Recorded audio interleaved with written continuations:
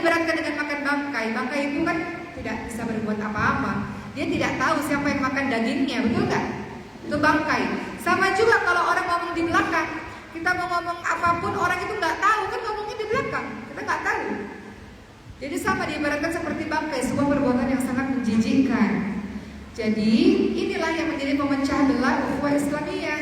Karena ada suudzon, ada cari-cari kesalahan, kemudian ada menggunjing. Padahal Sayyidina Umar bin Khattab itu mengingatkan, hisablah dirimu terlebih dahulu sebelum kau dihisab nanti di hari akhir.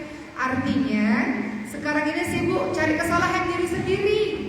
Kadang-kadang bunga di seberang lautan nampak, gajah di pelupuk mata tak nampak. Kadang-kadang begitu. Artinya kesalahan orang nampak betul. Betul-betul kita tahu kesalahan orang. Kesalahan diri sendiri tak nampak karena sibuk ngurusin orang lain. Padahal kalau kita mau, setiap malam kita tangisi dosa-dosa kita. Sehari ini dosa kita banyak teman-teman sekalian. Mata memandang kepada yang bukan haknya, memandang yang haram, lisan berucap yang haram, tangan melakukan sesuatu yang dibenci oleh Allah yang haram, banyak dosanya. Hati yang iri, dengki, benci, marah dan sebagainya, banyak dosanya. Kenapa kita sibuk dengan kesalahan-kesalahan orang lain? Jadi, maka di sini diingatkan supaya kita terjaga ukhuwah Islamiyahnya, maka hindari yang namanya suudzon, cari-cari kesalahan dan hindari menggunjing. Satu cerita ini masyhur ya, saya sering cerita ini juga. Ada seorang yang sudah bertaubat kepada Allah. Hobinya ini suka bergunjing, ghibah, fitnah, suka ngomongin di belakang. Akhirnya dia sadar, dia mau minta maaf kepada orang yang selama ini difitnahnya. Dia katakan, wahai fulan, saya mau minta maaf sama kamu karena saya banyak sekali ngomongin kamu di belakang. Kemudian bagaimana caranya supaya saya bisa mendapat maaf dari kamu? Si fulan bilang, kamu beli aja bulu ayam, lalu bulu ayam itu taruh di tempat-tempat di mana kamu pernah ngomongin saya. Maka orang ini, si pendosa ini akhirnya beli bulu ayam, lalu disebarkan di tempat-tempat yang pernah dia omongi, dia katakan hal buruk tentang saudaranya itu. Lalu orang ini balik lagi ke fulan itu, fulan, saya sudah taruh bulu-bulu ayam itu, pungut lagi bulu-bulu ayam itu sekarang, kata si fulan itu. Kata sang pemuda yang berdosa ini, ya gak bisa lah, bulu-bulu ayam itu sudah kena angin, tersebar kemana-mana. Saya udah gak tahu di mana dia bulu ayam itu berada. Maka apa kata si fulan ini, begitu pula ketika kamu membicarakan saya, kamu bicarakan saya, mungkin kamu rasa dengan satu orang, dua orang, padahal berita itu sudah terbang kemana-mana. Bagaimana cara kamu mau membersihkan nama saya lagi? Dengan begitu banyak orang tersebar kemana-mana akibat perkataan yang tidak kau pikirkan itu. Jadi begitulah teman-teman sekalian, ini dosa yang bukan main-main. Dosa yang diibaratkan seperti memakan bangkai saudara kita sendiri. Jadi jangan kita menjadi pribadi-pribadi yang seperti itu. Berikutnya teman-teman sekalian, setelah kita mengetahui itulah cara bagaimana kita menjaga ukhuwah Islamiyah, berikutnya para ulama menyebutkan ada 5 tingkatan kalau kita mau menjalin hubungan persaudaraan ukhuwah Islamiyah ini. Pertama, ya, untuk mencapai indahnya ukhuwah Islamiyah, para ulama menyebutkan ada 5 hal. Pertama, ta'aruf, harus saling kenal. Teman-teman kalau nggak saling kenal, misalnya, gimana bisa melanjutkan tali persaudaraan itu? Betul ya? Ibu-ibu kenal dengan tetangganya misalnya, kenal dengan teman-teman pengajiannya misalnya. Jadi ta'aruf, tahap awal dalam persaudaraan itu adalah harus kenal terlebih dahulu. Kenal dengan karakternya masing-masing. Ibu-ibu punya sahabat gak? Teman-teman punya sahabat gak? Kalau supaya bisa jadi sahabat kan pertama kenal dulu kan. Kita kenal dulu seperti apa, beliau itu siapa, dari keluarga apa, pekerjaannya bagaimana, rumahnya di mana. Kenal dulu. Dalam surah Al-Hujurat ayat ke-13 kita diminta untuk saling kenal dulu. Allah Subhanahu wa taala berfirman dalam surah Al-Hujurat ayat ke-13, ya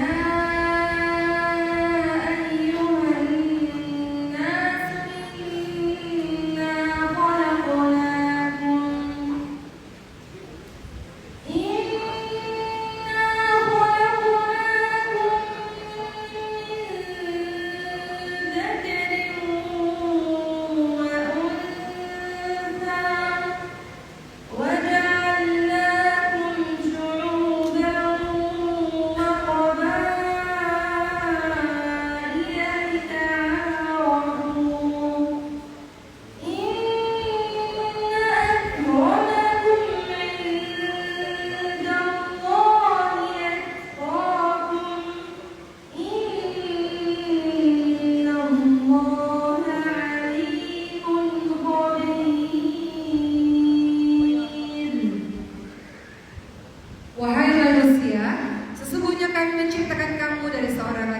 laki-laki dan seorang perempuan, dan menjadikan kamu berbangsa-bangsa, bersuku-suku, supaya kamu saling mengenal.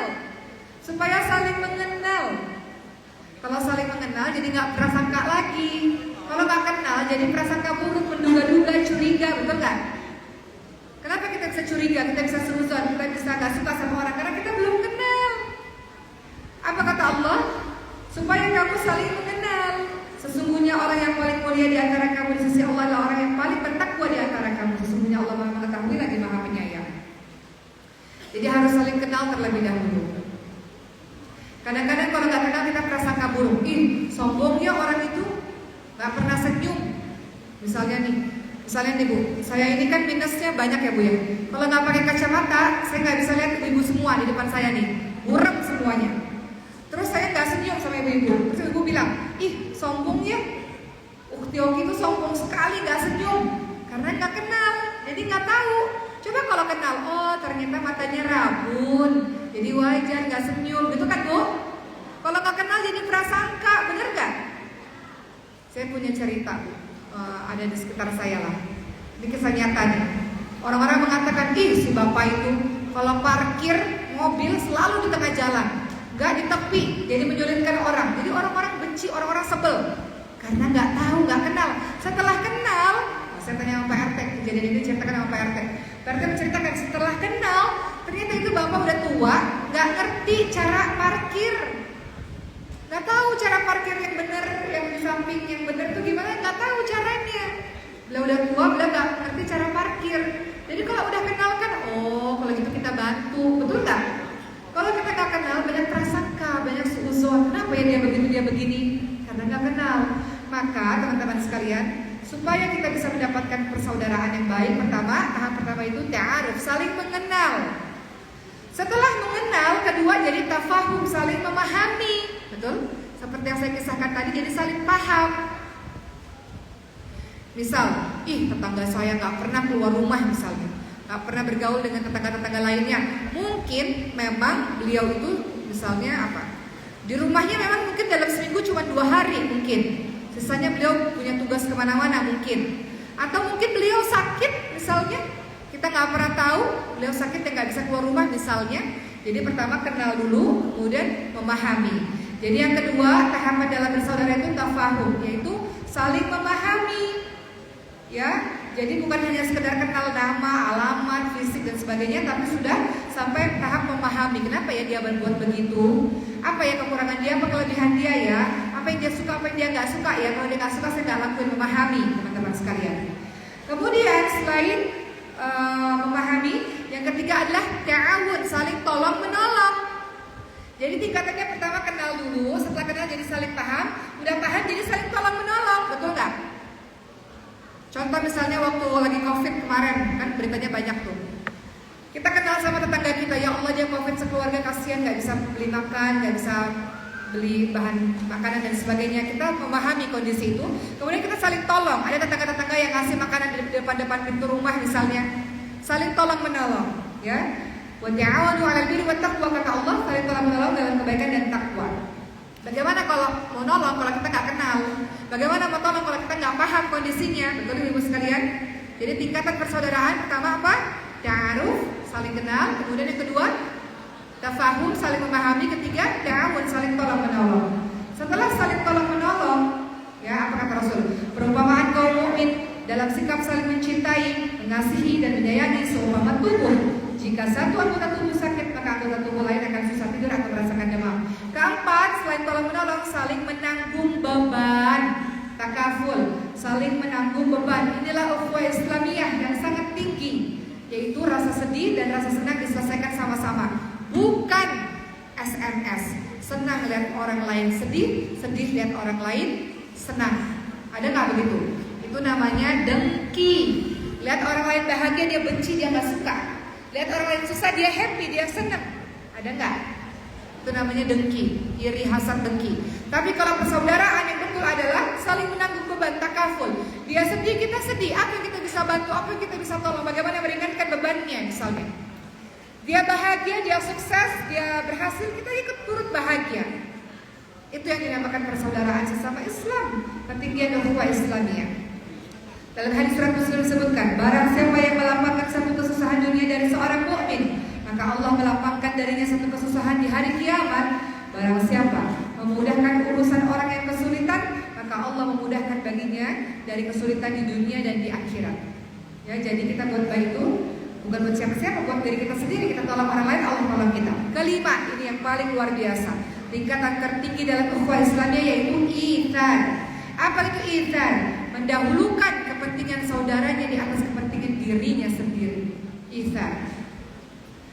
Pernah pada suatu ketika terakhir saya berikan contoh dalam sebuah peperangan, para sahabat-sahabat Rasul ini dalam keadaan terkapar kehausan. Kemudian ada salah seorang sahabat membawa air. Minumlah saudaraku, kata saudaranya yang pertama. Aku dengar rintihan saudaraku di sebelah sana, dia lebih memerlukan air dibanding dengan diriku. Aku mampu bertahan. Akhirnya setelah ini bawa air yang kepada orang kedua. Minumlah saudaraku, kata orang kedua. Aku dengar rintihan saudaraku yang lebih butuh air di sana, kasih kepada dia. Sampai seperti itu teman-teman sekalian. Artinya yang ingin saya ceritakan pada hari ini adalah, Masya Allah, tingkatan paling tertinggi adalah kita dahulukan kepentingan orang lain karena kita tahu dia lebih memerlukan dibanding dengan diri kita. Ini terjadi juga kadang-kadang kalau kita lagi kedatangan tamu. Ada orang tamu jauh, musafir, kemudian sebenarnya di rumah nggak ada makanan juga, tapi kita berikan makanan terbaik kita untuk tamu kita misalnya. Itu itsar, mendahulukan kepentingan saudara kita. Masya Allah, itu akhlak yang sangat luar biasa. Kata Rasul, tidak beriman seseorang di antara kamu hingga kamu mencintai seperti kamu mencintai dirimu sendiri.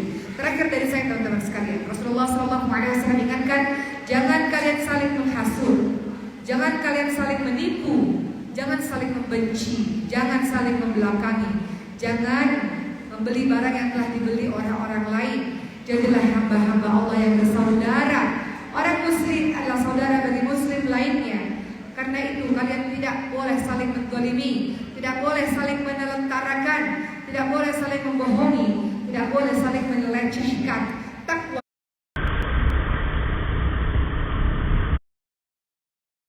menunjuk 3 kali.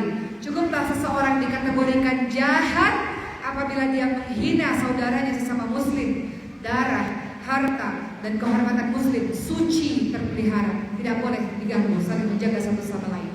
Begitulah